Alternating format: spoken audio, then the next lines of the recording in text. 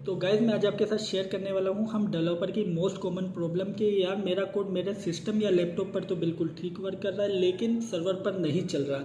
जी हाँ दोस्तों, ये वो प्रॉब्लम है जो कि हम डेवलपर ज़्यादातर या मोस्ट कॉमनली फेस करते हैं और इस प्रॉब्लम को सॉल्व करता है हमारा एक ही सुपर हीरो जिसका नेम है डोकर। जी हाँ दोस्तों, डोकर बेसिकली एक बॉक्स की तरह वर्क करता है जिसके अंदर हमारे प्रोजेक्ट का कोड, लाइब्रेरीज और तमाम सेटिंग्स इंक्लूड होती हैं।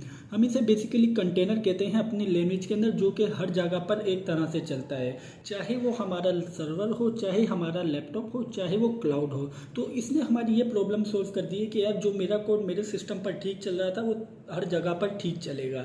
तो इसी तरीके से आपको इसका एक और बेनिफिट बताऊं क्या है। इसका एक और बेनिफिट ये है कि ये लाइट वेट होता है, फास्ट होता है और डिप्लॉयमेंट को बिल्कुल ईजी बना देता है।